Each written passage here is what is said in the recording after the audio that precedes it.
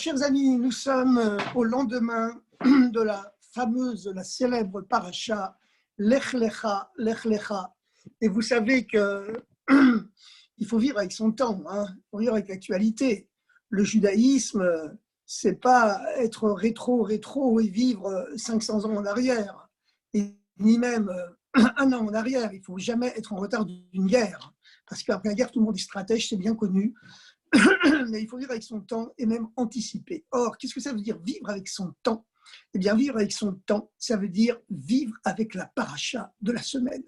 Et nous le voyons très bien, car le monde entier vit au rythme de la paracha de la semaine. Il ne faut pas se faire d'illusions, qu'on soit juif ou non-juif, qu'on soit bouddhiste, hindouiste, agnostique, athéiste, etc., catholiste, islamiste, etc. Eh bien, on vit avec la paracha de la semaine. C'est Dieu qui lit la paracha de la semaine chaque semaine dans la synagogue. Aujourd'hui, il lit la première section de la paracha de Vaïra. Mais hier, en apothéose, nous avons conclu la paracha de Lech Lecha et nous savons que le Shabbat continue d'illuminer les 3 jours qui suivent, même toute la semaine, même le Shabbat suivant. Donc, nous allons dire quelques mots sur la paracha de Lech Lecha. Et voyez, la paracha de Lech Lecha, qu'est-ce que ça veut dire? C'est Dieu qui dit à Abraham, le premier juif de l'histoire, Lech Lecha, va vers toi. En vérité, en hébreu, il aurait dû avoir simplement écrit Lech, va, me'artsecha, de ton pays, me'molatecha du liouti, me'betavicha, la maison de ton père. Alors, la terre que je te montrerai. Pourquoi y a-t-il écrit Lech Lecha? Parce qu'en réalité, Dieu invite chacun de nous à revenir à qui nous sommes vraiment, à revenir à notre véritable identité, notre véritable moi profond. Mais Dieu n'invite pas seulement Abraham à opérer ce retour en lui-même, cette teshuva, qui au sens textuel du terme signifie le retour. Teshuva ne veut pas dire repentir, c'est-à-dire le retour, revenir à cette étincelle de Dieu qui est en nous, au fond de chaque être humain, et constitue le fond inaltérable, le moi profond de sa véritable identité, Et d'ailleurs,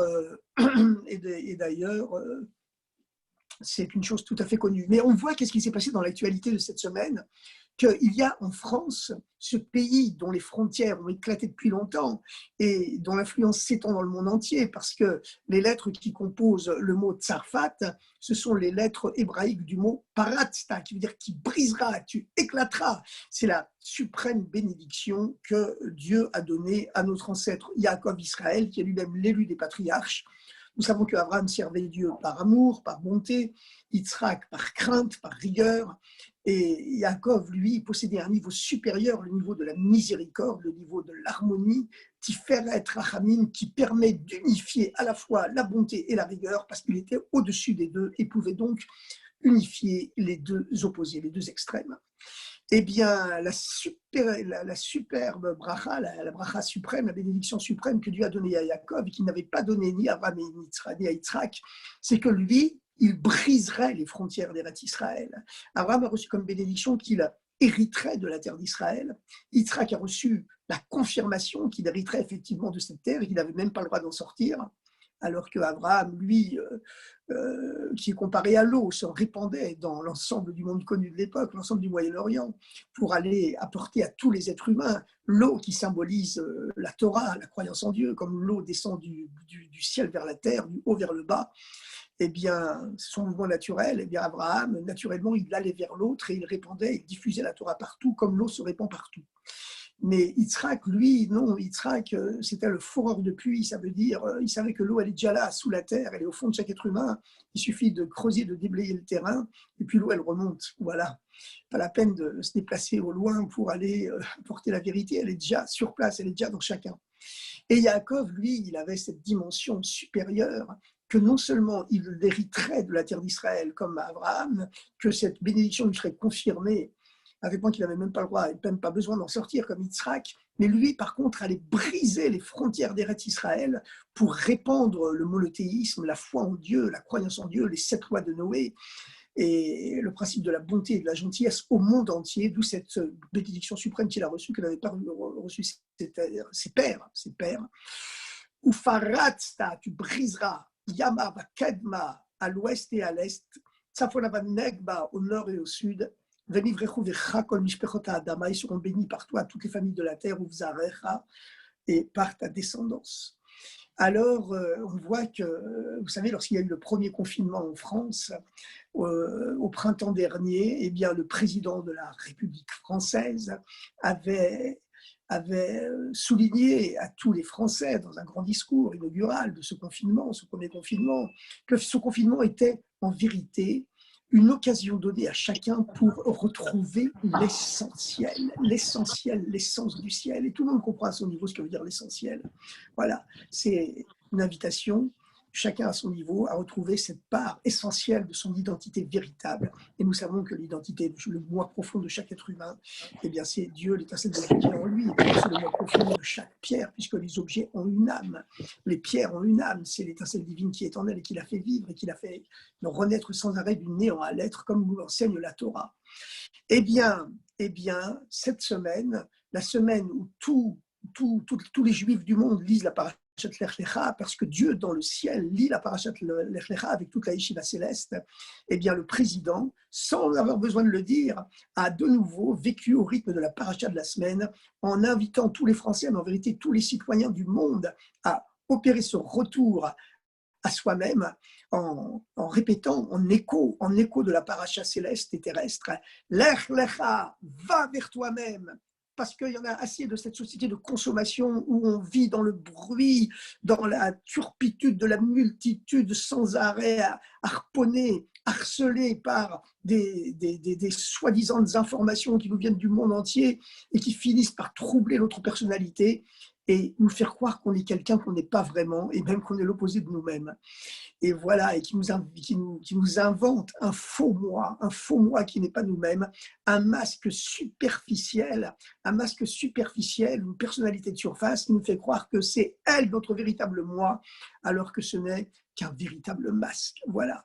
Et donc, dans le cœur et l'oreille du président et la bouche du président a résonné certainement ces phrases, cet écho de la paracha de la semaine, la paracha que Dieu lit dans le monde céleste et que tous les anges écoutent là-haut, et puis que le monde entier entend. Lech Lecha, va vers toi-même, ce confinement, c'est une occasion qui t'est donnée de retrouver l'essentiel, de te retrouver toi-même, de savoir qui tu es vraiment, de réfléchir à l'instant. Est-ce que ce bruit, ce vacarme du monde extérieur, tous ces écrans publicitaires qui nous envahissent la tête, cette société de consommation qui fait qu'au lieu d'être, on se met à consommer, on ne sait même plus ce qu'on consomme ni ce qu'on ne consomme plus. Est-ce que c'est ça ton véritable être, ta véritable identité, ou ta véritable identité c'est autre chose, car l'être humain c'est un être spirituel qui est là pour rechercher la spiritualité, et c'est ça sa véritable identité, comme il est écrit que lorsque l'ère messianique sera avérée, eh bien la seule préoccupation de toute l'humanité sera la recherche de Dieu, autant que l'homme peut le comprendre, puisqu'en ce temps-là, la connaissance de Dieu recouvrira la terre comme les eaux recouvrent la mer, ainsi que le conclut le plus grand codificateur juif de tous les temps, le célèbre Maïmonide, le Rambam, le grand aigle, le Nesher Agadol, le grand aigle, Rabbi Moshe ben Maimon Hasfaradi, comme il se présente lui-même dans la page inaugurale de son grand code de loi, le Mishneh Torah, la répétition ou la réédition ou la reprise de toute la Torah. Puisque vous savez que dans cette paracha, dans cette paracha qui ouvre son livre, dans son prologue, eh bien, le Rambam, en toute modestie, n'hésite pas à dire que dorénavant avec son livre, eh bien, on n'aura plus besoin de passer par l'enchevêtrement du Talmud pour décortiquer la loi, mais qu'il n'y aura qu'à lire les 5 livres de la Torah de Moshe, et la résultante qui nous est fournie par l'ordinateur, qui est son code de loi, à savoir la loi tranchée une fois pour toutes. Et je vous rappelle que la grande différence qui existe entre le code de loi de Maïmonide, du Rambam, et le code de loi, tous les autres codes de loi juifs, c'est que tous les codes de loi juifs qui ont été élaborés au Moyen-Âge, à la fin du Moyen-Âge et jusqu'à l'autre époque, eh bien, jusqu'au 19e siècle avec le premier Rabbi de Lubavitch, qui a aussi écrit un code de loi, bien que 80% de son code de loi a malheureusement brûlé dans un incendie. Et puis, voilà, le Mishnah Brura qui a été écrit plus tard. Eh bien, malgré tout, la spécificité du code de loi du Rambam, que c'est le seul code de loi qui embrasse l'ensemble des lois juives, alors que les autres codes de loi, rédigés depuis le Moyen-Âge jusqu'à nos jours, eh bien, ils n'embrassent que la partie quotidienne dont on a besoin dans la vie de tous les jours, actuellement, on est en exil, tandis que Maïmonide, il va jusqu'à donner la loi, comment on pourra identifier, reconnaître le Messie, comment on reconstruira le temple, etc., etc. Alors, reparlons de la parashat Lech Lecha.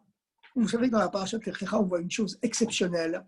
On voit le premier conflit qui existe dans l'histoire du peuple juif, avec ce conflit qui oppose le premier-né d'Abraham, qu'il avait eu de la célèbre concubine Agar, qui n'était nulle autre que la fille du pharaon.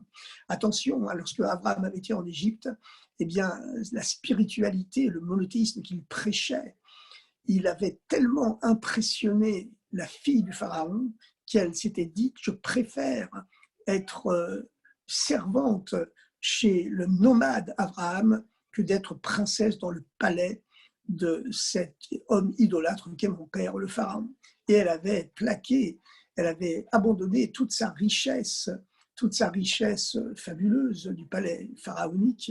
L'Égypte était à l'époque la première puissance mondiale, en matériel en tout cas, et elle avait suivi ce nomade Abraham dans le désert. C'était une femme de grande valeur spirituelle, et c'est la raison pour laquelle, lorsque Sarah, qui était stérile depuis des années et des années, et qui se rendait compte que le terme normal d'une femme pour concevoir des enfants approchait, et qu'elle ne pouvait plus avoir d'enfants, elle avait donc dit à Abraham, puisque nous sommes dans une société qui est encore polygame, eh bien, je te donne ma servante, cette princesse égyptienne, qui s'est convertie au monothéisme, et par elle, tu auras une descendance. Et donc, était né, alors qu'Abraham était encore jeune, et que Agar était encore une toute jeune femme, eh bien, était né Ishmaël, le fils premier-né de Abraham.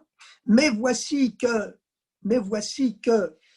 12 ans plus tard, plus que 12 ans plus tard, et voici que 14 ans plus tard, eh bien, Dieu apparaît à Abraham, lui demande de se circoncire et lui dit qu'il aura un fils de Sarah, et se produit le miracle.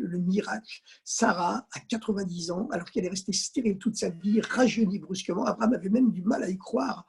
Il a ri lorsque Dieu lui a annoncé ça, pas d'un rire moqueur, mais il a ri de joie, mais tellement la chose était complètement folle, complètement au-delà de toute logique et de toute la nature, alors que lui, Abraham, vous savez qu'à l'époque, la science principale, c'était l'astrologie, et tous les rois de l'univers, eh bien, avant de se lancer dans une guerre ou dans une réforme politique, ils consultaient les astres pour consulter le destin.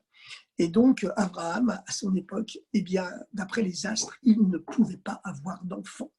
Il était condamné, astrologiquement parlant, à la stérilité. Et c'est alors que Dieu lui est apparu et lui a dit le fameux verset, sors de ta tente et contemple les étoiles, ce qui signifie sors de ton destin. Et le terme contempler qui est employé ici dans le texte biblique, c'est un terme, nous dit notre grand commentateur Rashi, qui désigne un regard porté du haut vers le bas. C'est-à-dire, je te mets au-dessus des étoiles, d'après ton signe astral. Tu étais destiné à ne pas avoir d'enfant, mais comme tu as changé toute ta nature en servant Dieu au-delà de la nature, eh bien, je te mets au-dessus de ta propre nature, au-dessus des étoiles. Et c'est ainsi que s'est produit la naissance de Yitzhak, qui va devenir le deuxième patriarche, le deuxième père du peuple juif. Et avant de concevoir Yitzhak, Abraham avait été obligé de se faire la circoncision, car pour faire descendre dans le monde une âme aussi pure que celle de Yitzhak, eh bien, il fallait être circoncis auparavant, ce qui n'avait pas été le cas de Ishmaël, qui était né donc 14 ans auparavant. Et donc, Ishmaël et Abraham se sont fait la circoncision. Ishmaël avait 13 ans. Mais lorsque Yitzhak est né, plus tard, un conflit n'a pas tardé à opposer les deux enfants et plus tard les deux adolescents.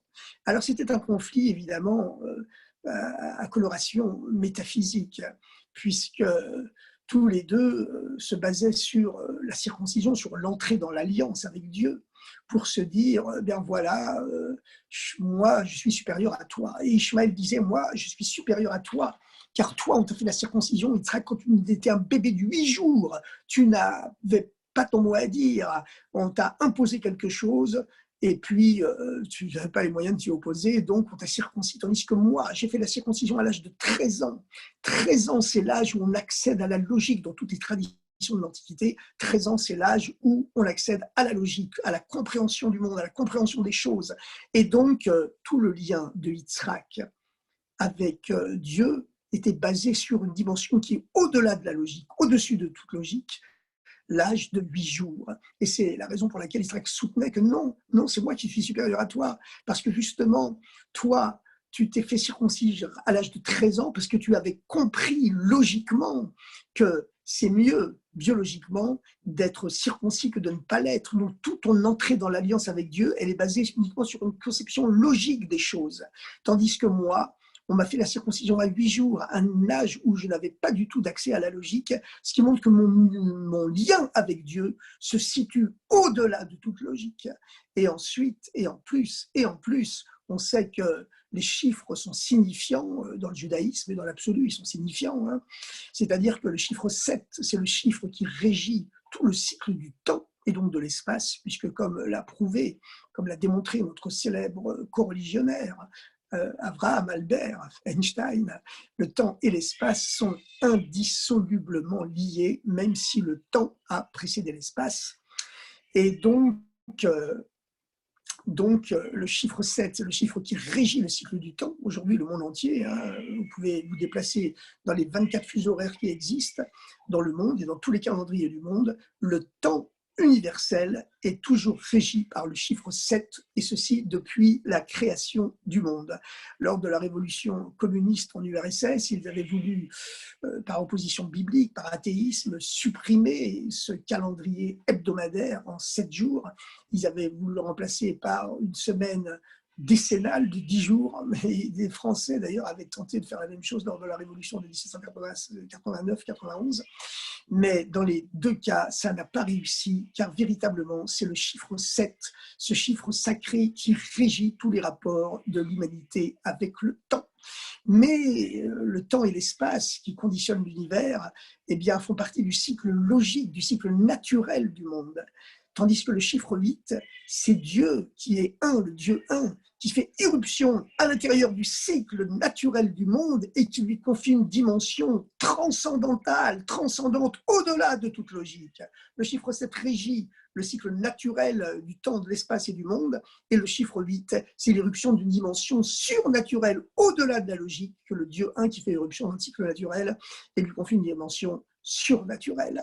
Le fait que Yitzhak n'a pas été circoncis à 7 jours, mais à 8 jours, eh bien, cela va de pair avec le miracle de sa naissance, qu'au lieu de naître d'un père encore jeune et d'une mère toute jeune, comme ça avait été le cas lors de l'union de Abraham et de Agar, qui avait enfanté biologiquement, tout à fait naturellement, Ishmaël, eh bien, le peuple juif, lui, par l'intermédiaire de Yitzhak, est né d'un miracle, une mère stérile toute sa vie, un père qui était déjà devenu vieux, parce que lorsque les anges, Gabriel, Michael, Raphaël, sont venus annoncer à Abraham et Sarah, c'est la paracha du jour, aujourd'hui, le début de la paracha de Vaïra, qu'ils auraient un fils, eh bien, Sarah a ri, elle n'a pas réussi à le croire, en disant c'est impossible, je suis une vieille femme desséchée, ça fait très longtemps déjà que mon cycle de femme a disparu, comment pourrais-je concevoir un fils?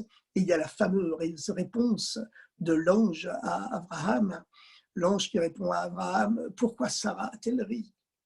Et Abraham se retourne vers Sarah, comme nous le compte le verset de la paracha de cette semaine, la paracha du jour, et demande à Sarah, pourquoi as-tu ri? Et Sarah qui proteste en se dissimulant et en disant, je n'ai pas ri.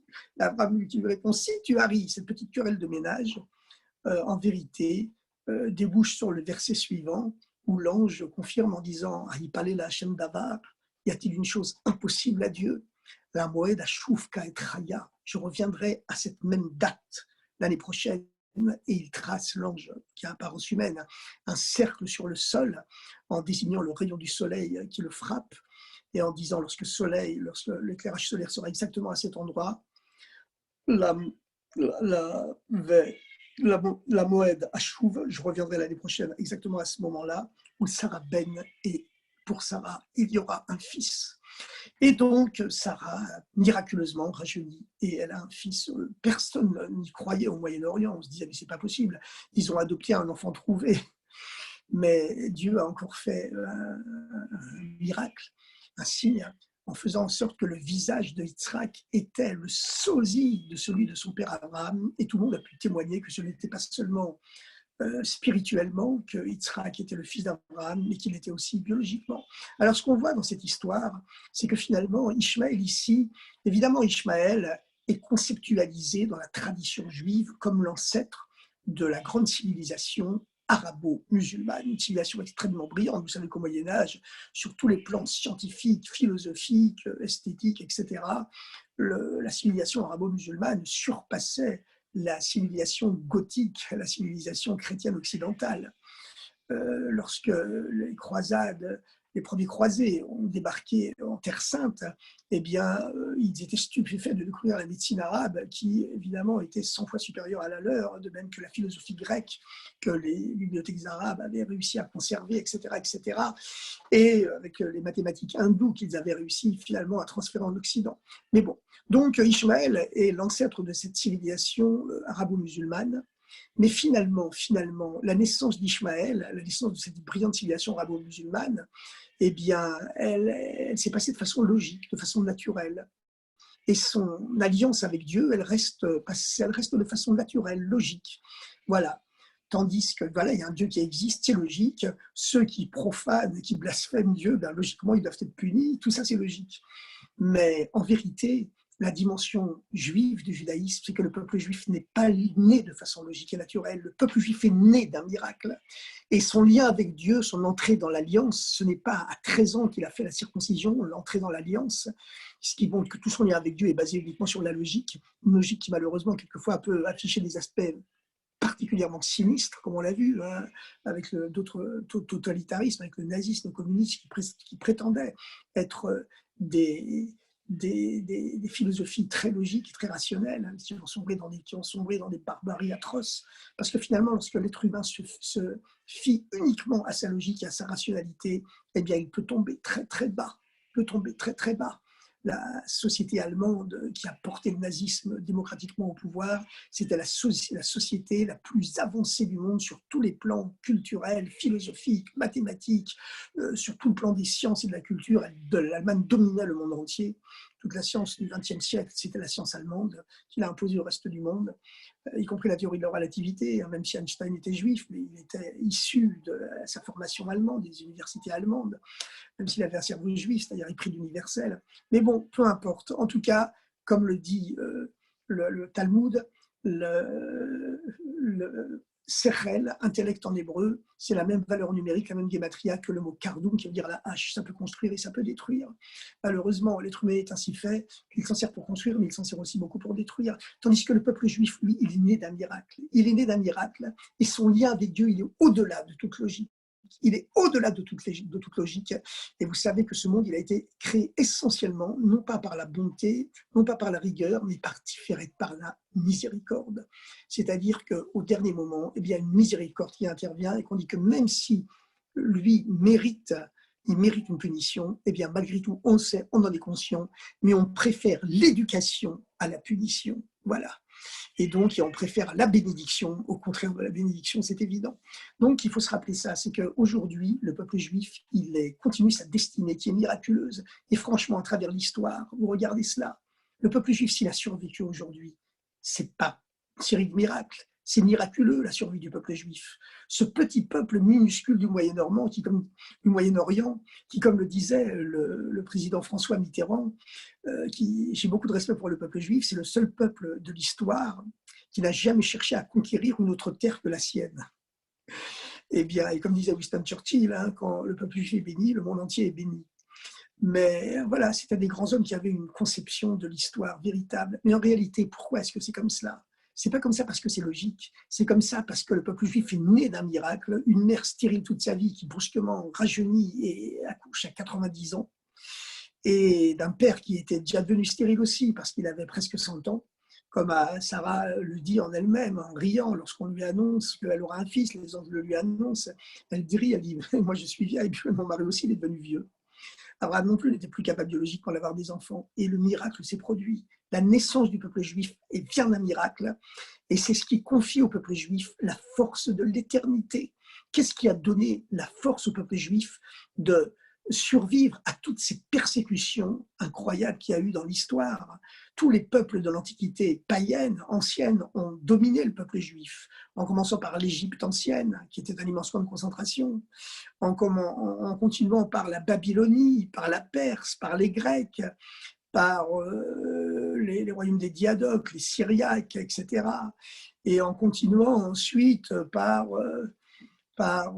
toutes les persécutions qui ont infligé au peuple juif l'Église catholique pendant des siècles et des siècles, et également l'Église grecque-orthodoxe à Byzance, dans l'Empire byzantin, et en Russie, qui se prenait pour la Troisième Rome, après la prise de Byzance en 1453 par les Turcs, et donc, et puis aussi par l'islam, hein, qui a persécuté les Juifs avec moins de violence, certes, qu'en Occident, mais quand même avec des crises de violence extrêmement dures. Hein. Le plus grand Rav, le plus grand philosophe juif du Moyen-Âge, Rambam Maïmonide, il a passé sa vie à fuir les persécutions du monde islamique. Il était né dans cet âge d'or de l'Andalousie musulmane, dans le sud de l'Espagne, à Cordoue. Il a été obligé de fuir l'Andalousie musulmane lorsqu'il y a eu l'islamisme de l'époque, les Almoravides, qui obligeaient tous les juifs à se convertir ou à mourir. Il s'est réfugié au Maroc, qui à l'époque était une monarchie musulmane tempérée, mais de là-bas aussi les persécutions anti-juives l'ont rejoint. Il est obligé de s'enfuir en Eretz Israël, en Palestine. Là-bas, c'est la famine qui l'a rattrapé. Il a été obligé de descendre en Égypte, qui était resté un pays musulman modéré, où il est même devenu le médecin personnel de la cour du sultan. Mais enfin, il y a quand même eu de grandes vagues de persécutions dans le monde islamique. Mais finalement, tous ces empires qui ont dominé le peuple juif, que ce soit les Égyptiens, les Babyloniens, les Syriens, les Perses, les Grecs, les Macédoniens, et ils ont tous disparu. Et l'Église catholique, finalement, elle est obligée de faire amende honorable et de reconnaître que, finalement, le peuple juif, c'est lui qui lui avait tout appris. Et voilà, le pape l'a reconnu, il a demandé pardon. Donc, voilà, et tout cela, c'est dû à quoi? Cette survie du peuple juif, sans compter tous les totalitarismes du XXe siècle. Lorsque les gens ont oublié Dieu, ils ont créé des Molochs. Le Moloch, c'était les dieux de l'Antiquité qui demandaient de la chair humaine. Et bien sûr, le peuple juif, c'est le premier qui a interdit les sacrifices humains avec l'épisode de Abraham, comme on le verra dans la paracha de cette semaine. Mais finalement, comme on s'installe pour voyager, comme ça on voyage, toute l'histoire du peuple juif a été miraculeuse et tout son destin a été miraculeux. Et c'est pour ça qu'on est encore là aujourd'hui et de plus en plus là et de mieux en mieux là. Et certainement, l'avenir ne nous réserve encore que des miracles. Espérons qu'on n'aura pas besoin de miracles, que la bonté de Dieu s'insérera dans les lois naturelles de l'histoire, du temps et de l'espace, comme on dit, et que donc, voilà, il n'y aura pas besoin de miracles. Mais notre essence, elle est miraculeuse. La vie du peuple juif, elle est miraculeuse. Et certainement, puisque cette parachat Lech Lecha va vers toi-même, c'est Dieu qui s'adresse à travers la paracha de la semaine à l'ensemble de l'humanité en lui disant « Je te donne une nouvelle période de confinement afin que tu réfléchisses, afin que tu te retrouves toi-même, tu retrouves ta véritable identité, la véritable identité de chaque être humain. C'est ce moi divin, cette essence divine qui est en lui, bien sûr, évidemment. Eh bien, c'est un appel de Dieu à retrouver qui on est soi-même. Lech lecha, va vers toi, c'est ta fameuse anomalie grammaticale qui figure au début de la paracha de cette semaine. Va vers toi-même pour se redécouvrir toi-même. Ce n'est pas un appel qui est seulement à chaque juif, c'est un appel qui est fait pour toute l'humanité. Et à notre époque, le rabbi nous a donné ce moyen extraordinaire pour ramener l'humanité à sa véritable identité. C'est cette fameuse campagne que le rabbi a lancée pour les 7 lois de Noé. Les 7 lois de Noé, c'est-à-dire les principes universels, hein, l'interdit de remplacer Dieu par une idole. Et malheureusement, le siècle dernier nous a montré, et puis continue de nous montrer aujourd'hui, et même au XXIe siècle, hein, que le besoin d'absolu est tellement fort chez l'être humain que lorsqu'il oublie Dieu, eh bien, l'être humain se fabrique des idoles à la place. Et ces idoles, elles sont beaucoup plus pernicieuses, certainement. Elles sont beaucoup plus pernicieuses et dangereuses, comme on l'a vu au siècle dernier avec Hitler, Staline, Mao, qui étaient de véritables idoles, des idoles politiques, mais des idoles quand même. Quand vous lisez les textes des prières des Égyptiens pour le pharaon qui le traite de Dieu suprême comme le soleil, et vous lisez les articles de la Pravda, le journal communiste en l'honneur de Staline, le père des peuples, qui est le soleil de tous les peuples, mais ce sont quasiment les mêmes mots à 4000 ans d'intervalle. Eh bien, le besoin d'absolu est tellement fort chez l'être humain que lorsque l'être humain oublie Dieu, inconsciemment, il éprouve le besoin de se créer de nouveaux dieux à la place, mais des dieux mortifères, consommateurs de chair humaine, qui sont beaucoup moins tolérants et bien plus sanguinaires que les précédents. Que les précédents. Et puis, il y a le deuxième principe, donc après l'interdit de remplacer Dieu par une idole, c'est l'interdit du blasphème. L'interdit du blasphème, c'est-à-dire qu'il faut respecter les croyances de l'autre, il faut respecter la religion, les croyances de l'autre. Alors évidemment, nous n'allons pas couvrir aujourd'hui les atrocités islamistes, terroristes, commises soi-disant pour venger le blasphème. Évidemment, c'est une atrocité pire encore que le blasphème lui-même. Mais quand on dit que l'interdit du blasphème, qu'est-ce que ça veut dire? Ça veut dire lancer une campagne d'éducation pour éduquer avec bonté et gentillesse tous les êtres humains au besoin du respect de la croyance en Dieu, qui est la base de toute civilisation. Voilà.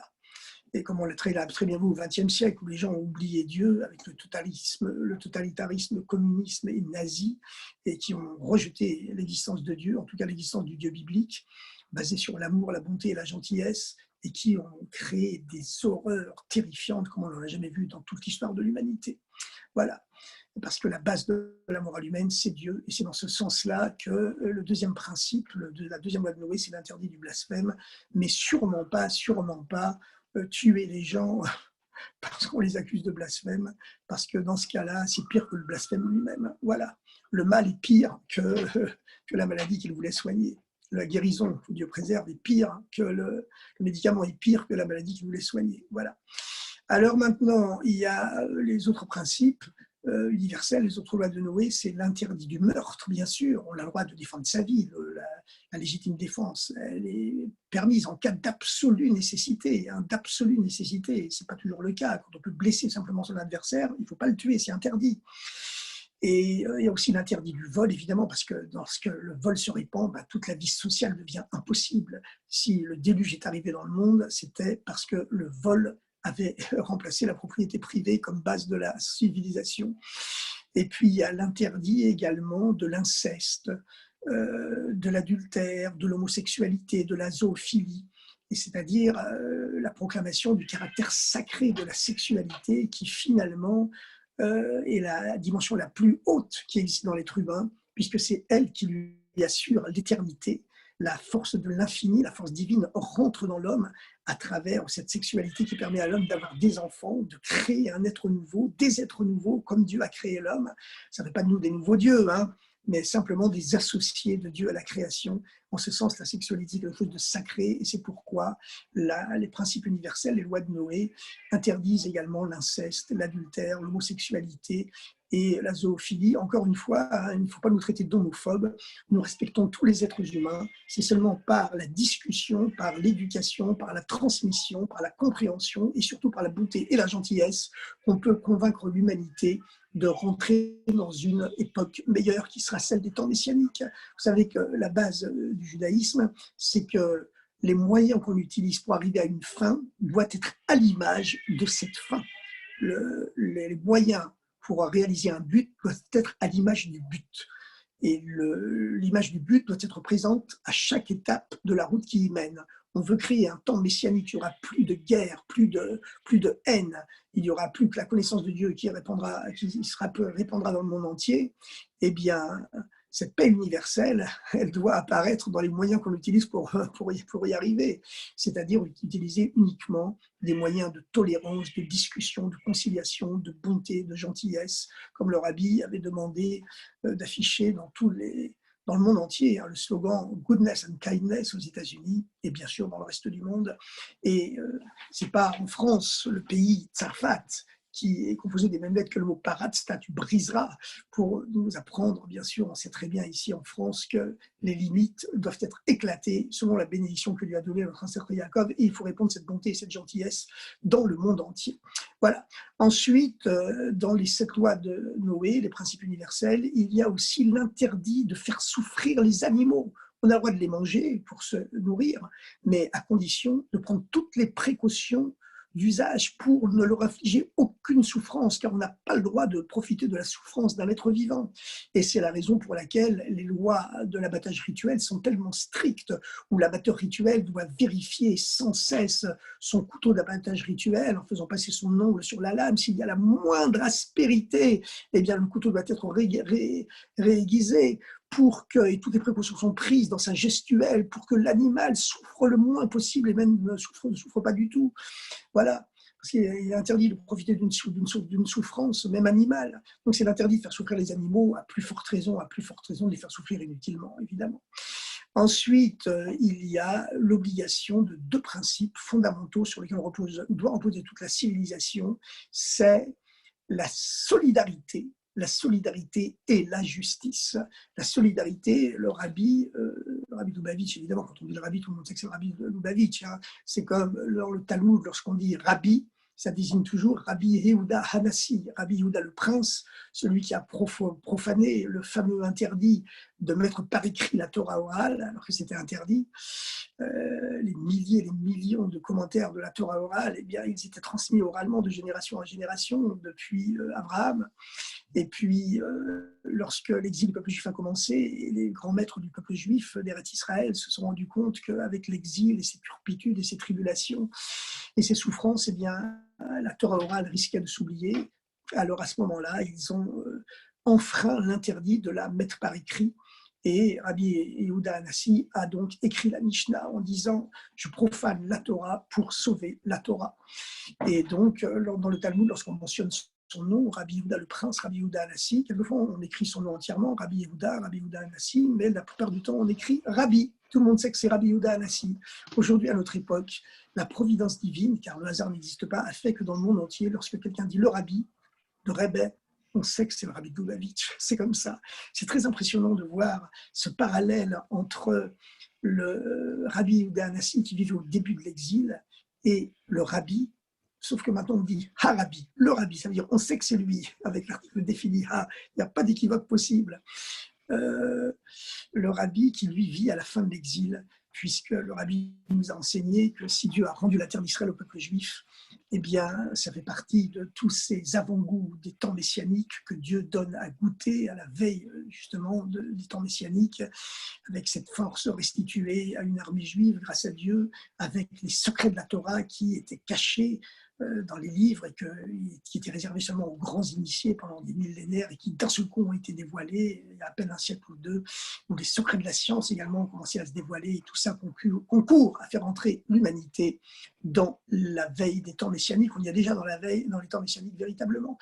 Alors le Rabbi a lancé une grande campagne universelle pour préparer l'humanité entière au temps messianique, pas seulement le peuple juif. C'est ce à quoi nous appelle la parashat Lech Lecha, va vers toi. Ce confinement, il s'adresse à l'ensemble de l'humanité. Voilà, de France, il s'adresse à l'ensemble du monde pour que chaque être humain, chaque peuple, et surtout chaque être individuellement, retourne à soi-même, puisque le judaïsme, ce n'est pas des grandes manœuvres de masse, hein, comme les dictatures totalitaires. Vous savez qu'on appelle le XXe siècle le siècle des masses.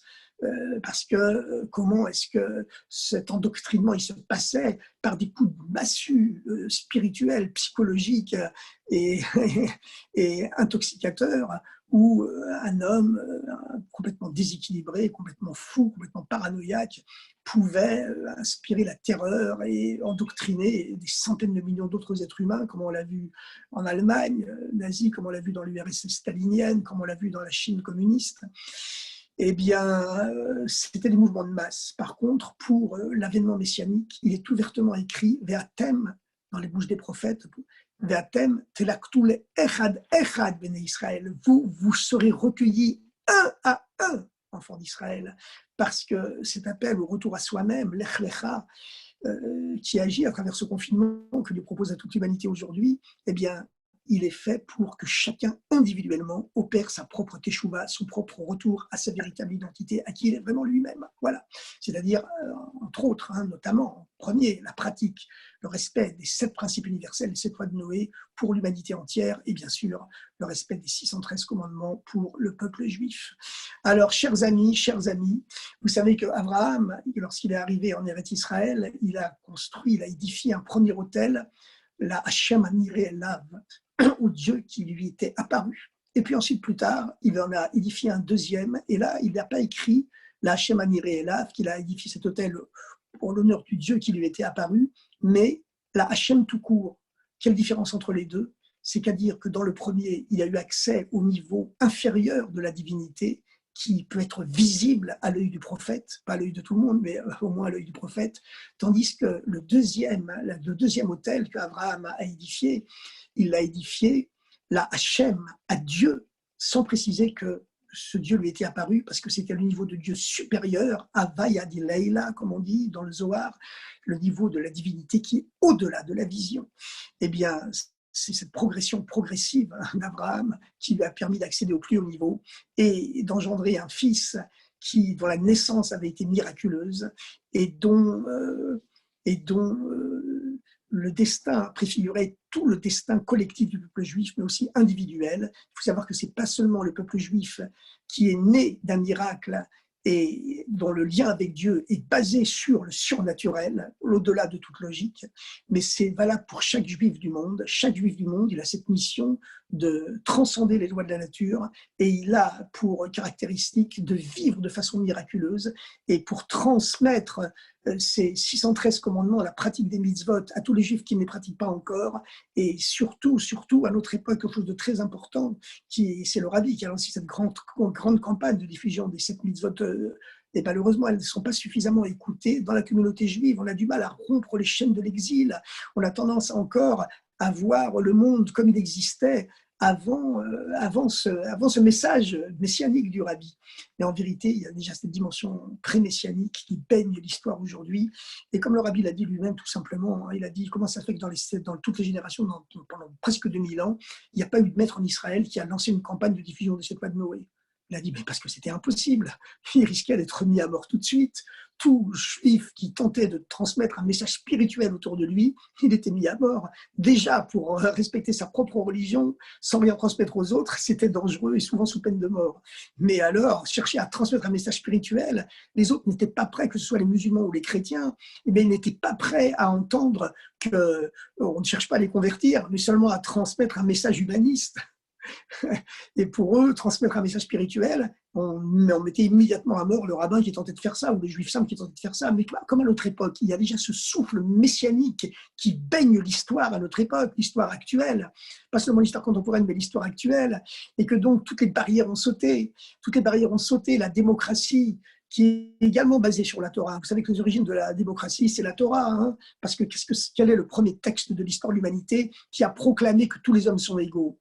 C'est la Bible, c'est la Torah, en disant simplement que tous les hommes sont faits à l'image de Dieu. Voilà. Ils sont tous faits à l'image de Dieu, qu'ils soient juifs ou non juifs, on est tous faits à l'image du même Dieu. Et nous disons bien sûr les Havdil, évidemment, puisque le peuple juif, lui, c'est le peuple prêtre de l'humanité. Mais vous savez, je vais vous dire une chose, de même que l'Église catholique a fini par le reconnaître, bien l'islam finira aussi par le reconnaître. Simplement par la logique des choses, puisque leur lien avec Dieu est basé sur la logique, de même façon que leur naissance est venue de façon logique à travers Ishmaël, leur ancêtre spirituel, parce qu'évidemment, biologiquement, aujourd'hui, les arabo-musulmans ne descendent plus de Ishmaël physiquement, biologiquement. Les Arabes ne descendent pas aujourd'hui biologiquement d'Ishmaël. Mais par contre, eh bien, nous descendons toujours de Yitzhak, avec bien sûr les convertis qui se sont ajoutés à notre peuple dans l'histoire de l'humanité. Bon, chers amis, nous avons digressé, mais nous avons parlé aussi de l'essentiel. Aujourd'hui, donc, la paracha, c'est quelque chose de merveilleux, puisque la paracha nous annonce la visite des 3 anges l'ange de la guérison, Raphaël. Raphaël signifie Dieu a guéri. C'est l'ange de la guérison qui est au chevet de tous les malades. Et je suis certain que l'ange Raphaël est au chevet actuellement de toute l'humanité et que ce Covid ne sera bientôt qu'un mauvais souvenir dont on saura retirer le bien, c'est-à-dire un appel à se confiner en soi-même, c'est-à-dire à retrouver cette étincelle de Dieu qui est en nous-mêmes, qui est le moi le plus profond de notre identité. Et c'est ça le but véritable, finalement, de ce confinement. Et donc, il y avait l'ange Raphaël, qui est toujours présent, et certainement il va guérir tous les malades du monde aujourd'hui. Encore, il était venu pour guérir Abraham 3 jours après sa circoncision. Il y avait l'ange du feu, Gabriel, qui était venu pour détruire Sodome et Gomorre, dont la plainte d'une jeune martyre était montée jusqu'à Dieu. Et il y avait l'ange Michael, l'ange tutélaire du peuple juif, l'ange de l'eau, comme Gabriel est l'ange du feu, qui lui était venu pour annoncer la naissance de Sarah, la naissance de Yitzhak à Sarah et à Abraham. Alors voilà, chers amis, bonne semaine, Shavua Tov, bon confinement pour ceux qui seront confinés, et puis n'importe comment, ou Faratsta, l'éclatade hors des barrières et du confinement continue pour tout le monde, au moins en spirituel. Bonne semaine, Shavua Tov, et on continue à souhaiter une très bonne année puisqu'on est la 4e paracha de la semaine, donc on est encore au début de l'année. Bonne semaine et bonne préparation pour la pleine lune de ce soir, puisque ce soir c'est le 15 Rejvan, c'est la pleine lune, et que de même que la lune n'a pas de lumière en elle-même, elle ne fait que refléter la lumière du soleil. Le peuple juif est conscient que sa lumière vient seulement de Dieu, et c'est la raison pour laquelle le peuple juif a un calendrier lunaire, mais qui sait se rajuster cycliquement toutes les quelques années sur le temps solaire également, puisque le temps solaire c'est celui de l'Occident, le temps uniquement lunaire c'est celui de l'Orient, et le peuple juif est capable de réunir les deux, puisque c'est le but du peuple juif d'apporter l'unité de Dieu à l'ensemble de l'humanité. Alors, Shavua Tov et une très très bonne année et surtout de très très bonnes nouvelles.